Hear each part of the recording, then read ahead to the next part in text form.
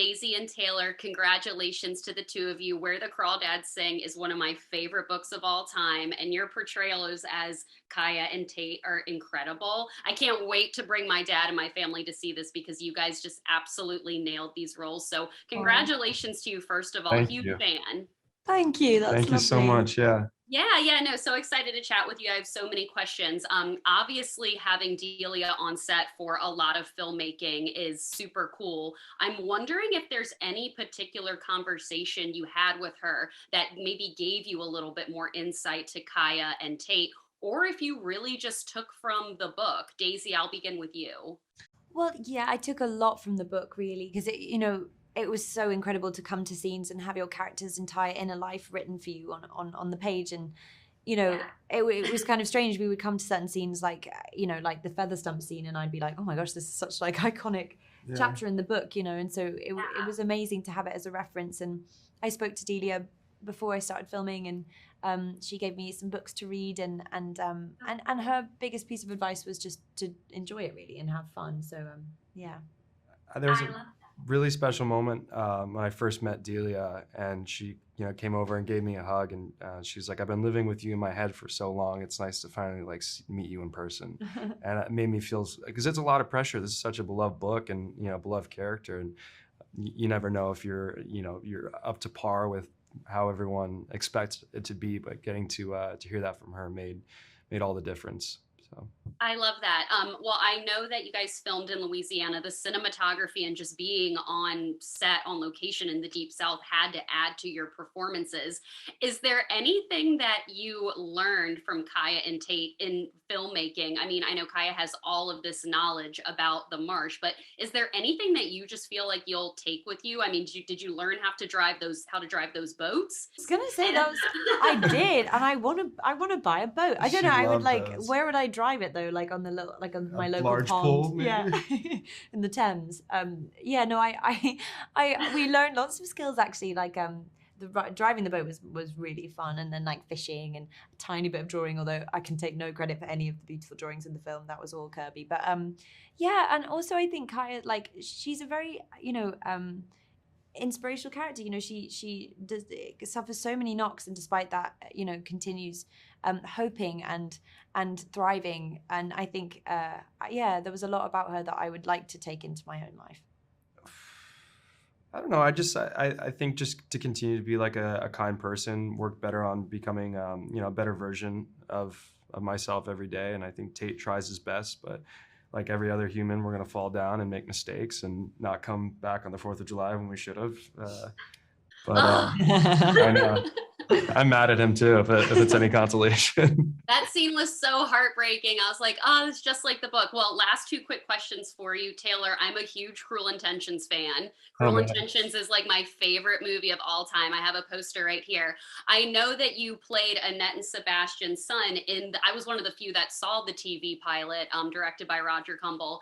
And what does it feel like to be kind of back in the Reese Witherspoon cinematic universe in a way? I mean, it's unreal, full circle. Like that was one of the first like things that I got to do and exist in this big world, and getting to work with Reese again, and it's just funny. It's crazy how small this world gets.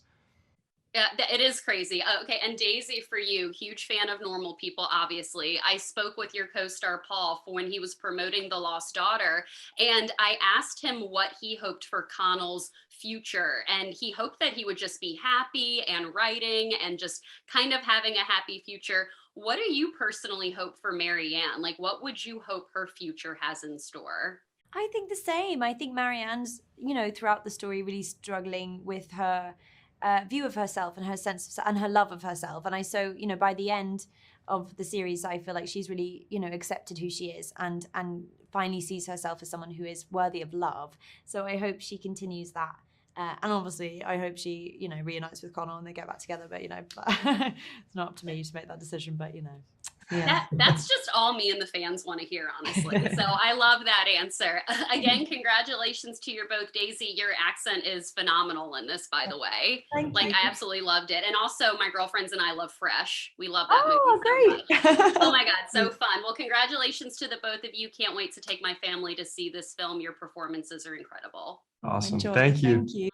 Sterling and Michael, congratulations to you. Where the Crawdads Sing is literally one of my favorite books of all time. My dad and I love the characters of Mabel and Jumpin', and I cannot wait to take him because your performances as this couple are extraordinary, and I loved every scene with you guys. So first of all, congratulations to you. I loved your performances so much. Thank you. Thank Dina. you very Appreciate much. it. Yeah, Very yeah.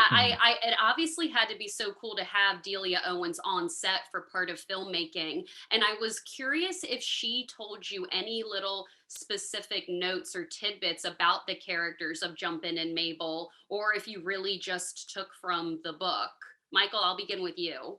No, Delia was so incredibly emotionally available. Such a humble young lady. She's a dynamic energy. She's this small frame, this beautiful energy. And whenever she came to set, she lived in gratitude. Do you know, she was not about, let me teach you who these people are. She was about, I have created this experience and I'm so grateful to have your energy bring these people to life. I love that. Yeah, she wasn't trying to teach us who these people were. I think she was appreciative of the energy that we were able to bring into the characters that she had on a page. The wonderful thing about Delia is she's so respectful of everybody as artists on that set that was part of the filmmaking process, and she really gave us space to in sort of a, I don't know, a gestalt kind of way for this to become more than the sum of its parts, more than what the book was, in the sense that, you know, all of a sudden these are fleshed out three-dimensional characters that you're seeing moving around, but yet at the same time inhabit the thematic space, the lyrical space of the book. And as far as the characters were concerned, she was always there as a resource anytime we needed it. We could have asked her anything, but she never ever imposed, you know, her will, so to speak, on the characterization. Never. Yeah. Is there a particular scene when you were reading the book that jumped out at you and was like, I can't wait to film this? Because I particularly love the scenes with Jumpin' and Mabel and young Kaya, and I thought all of those were done beautifully in Jumpin's store. But is there a particular scene that jumped out to either of you that you were like, I can't wait to film this? Yeah. You know, for me, it was two scenes with Kaya, one with young, one with older Kaya. When Kaya comes in selling the mussels, right? Yeah. That I was really looking forward to that scene because it is such a pivotal moment.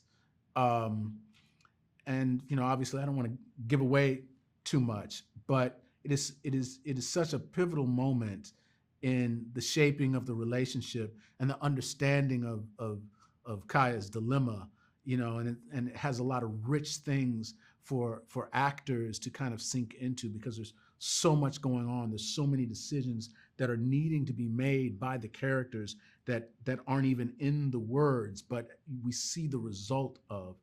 And I think a scene with older Kaya, and I probably don't want to get into this because I don't want to spoil anything, but it's an emotional scene between Jumpin' and Kaya where the stakes are incredibly high as to what happens from that point on. Yeah, I love that. Michael, what about for you? And I'm also curious if the two of you took anything from set after wrapping, because like I feel like there was so many cool things in Jumpin' Store I would want to take home. No, I didn't. I didn't take anything home. You know what I took home that to me was invaluable, because really what are things was the experience. Oh, yeah. The depth of the experience. I mean, I'll say, okay, so the scene that I loved most too is the mussel scene. Yeah. Because of the purity of it, the sadness of it, and the purity of it, working with JoJo, the innocence that she brought, and the energy that she brought to it. it was organic. I felt like crying every time I stood in front of JoJo and she's talking to me, and this real live experience that was happening in the moment that we're creating this art. That was lovely. But as far as things that I took from it, the environment that we were working in, surrounded by these incredibly talented women on and off screen, Sure. in front and behind the camera. Rhonda, one of the producers, and diva Livy. I mean, and I say that as a divine, intelligent, versatile artist, diva. She was an amazing woman to work with. But to be in an environment surrounded by so many women, that is rare in this industry, who gave themselves the permission to live in their power and were supported. Their power was supported by the men around us, just being in that bubble was really a beautiful thing. And then being in the middle of New Orleans, which brings to it, and it had its own character, I think, on this production. It has its own rich culture and history that we bounced off of. It was beautiful, and that I took with me.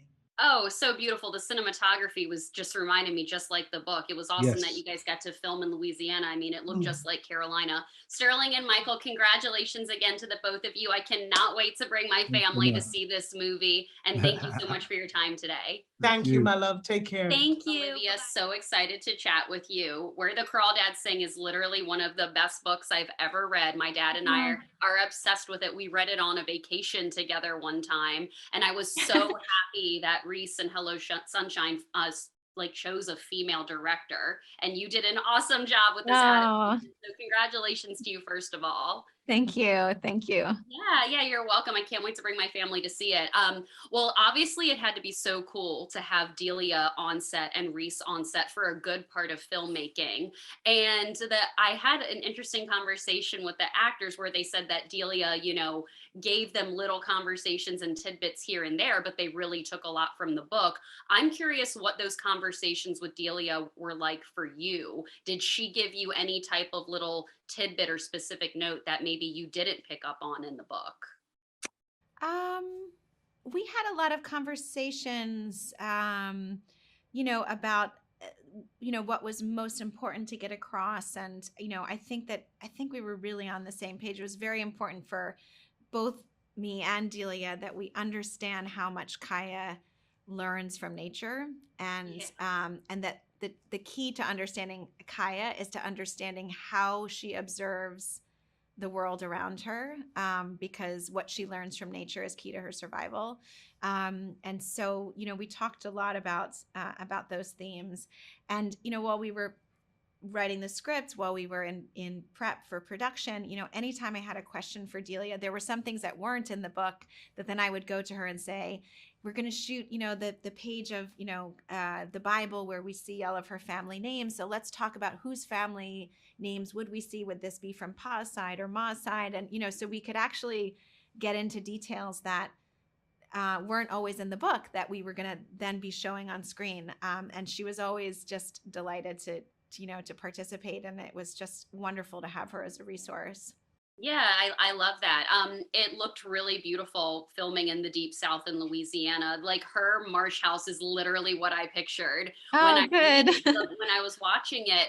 How did that affect the atmosphere? How did that affect, you shooting it and the cinematography? How was just filming in the deep South essentially a major asset for you as a filmmaker? Oh, I mean, it was everything. I mean, to find locations, the book was our blueprint, and we wanted to make sure that we found locations that matched what, Delia's gorgeous and vivid descriptions of that landscape and of the town. And so, what Louisiana provided us was those incredibly expansive marshlands, but also the sort of more ominous, cypress swamps with the, Spanish moss hanging from the trees and the big live oaks. Finding the feather stump tree was, hugely important. We had to find just the right tree for that scene. And so it was, always going back to the book and reading the descriptions and then going out and trying to find something that matched. And then we built Kaya's shack, on location. We found the perfect spot. We found the lagoon where we could imagine her coming in on her boat, and then we built the house there. That is literally everything, honestly. Like, that's so awesome that you guys built it there. Well, they're wrapping me. Thank you so much, Olivia, for your Thank time. you. And I cannot wait for fans to finally see this film. Thank you so much. Yeah, congratulations to you. Thank you. Appreciate it.